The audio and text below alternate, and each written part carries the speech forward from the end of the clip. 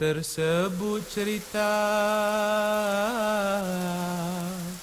dahulu kala, kisah terjadi di Singapura.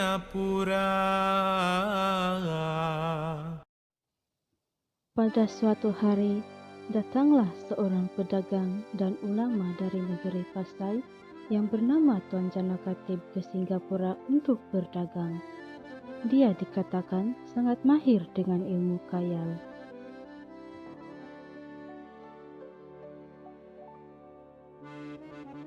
Pada suatu hari, Tuan Janakatib telah berlalu di sebelah istana Raja Singapura. Tuan Janakatib telah terlihat seorang perempuan yang telah dilindung oleh sebatang pokok pinang gading. Lalu Tuan Janakatib telah menilik pokok pinang itu terbelah menjadi dua. Hal itu menyebabkan permaisuri terpegun dengan kebolehannya.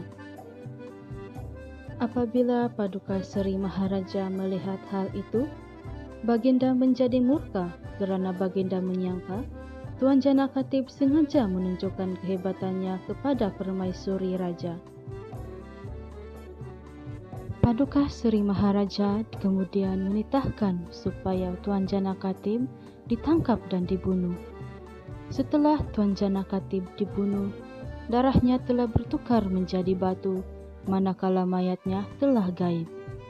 Ada dikatakan orang bahawa mayatnya dijumpai di Langkawi dan dimakamkan di sana. Telur itik dari Singgora, pandan tersandar di batang tui. Darahnya titik di Singapura, badan terhantar di Langkawi. Tidak berapa lama setelah peristiwa itu, penduduk kemudian digemparkan dengan ikan todak yang menyerang Singapura. Gerombolan ikan todak itu menyerang penduduk yang ada di pantai tersebut. Penduduk melarikan diri bagi mengelakkan serangan todak-todak itu. Namun demikian, makin ramai penduduk yang mati akibat serangan itu. Paduka Seri Maharaja segera menaiki gajah menuju ke pantai setelah mendengar hal itu. Setibanya di pantai, Paduka Seri Maharaja amat terkejut melihat perihal todak itu. Sesiapa yang terkena serangan todak itu akan mati sama sekali. Maka Paduka Seri Maharaja menitahkan orang berkubukan betis.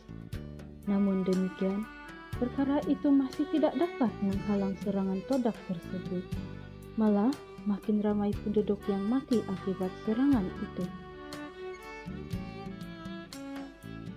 Tidak lama kemudian, datang seorang budak mengatakan bahawa adalah lebih baik berkotakan batang pisang daripada berkubukan betis yang hanya akan membunuh lebih ramai orang.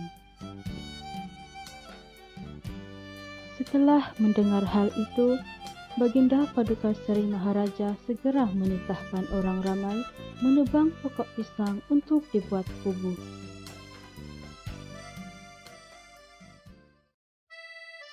Singapura akhirnya dapat menuntaskan serangan todak berkenaan dengan berkubukan batang pisang. Kebijaksanaan budak itu menyebabkan dia telah dipuji dan dijemput ke istana raja untuk menerima anugerah daripada Baginda Paduka Seri Maharaja. Namun demikian, kebijaksanaan budak itu jugalah yang membuatkan dia dibunuh. Dek kerana hasad dengki dan iri hati para pembesar kepada budak itu, para pembesar mula menghasut Paduka Seri Maharaja untuk membunuh budak itu. Para pembesar mendakwa bahawa kebijakan budak itu akan menyebabkan dia diangkat tinggi dan mampu merampas kuasa Baginda Paduka Seri Maharaja apabila budak itu dewasa kelak. Setelah mendengar akan hal itu, Baginda yang bimbang dan termakan hasutan para pembesar kemudian menitahkan agar budak itu ditangkap dan dibunuh. Hatta setelah berapa lamanya Baginda Paduka Sri Maharaja berada di atas takhta kerajaan, maka Baginda pun mangkat.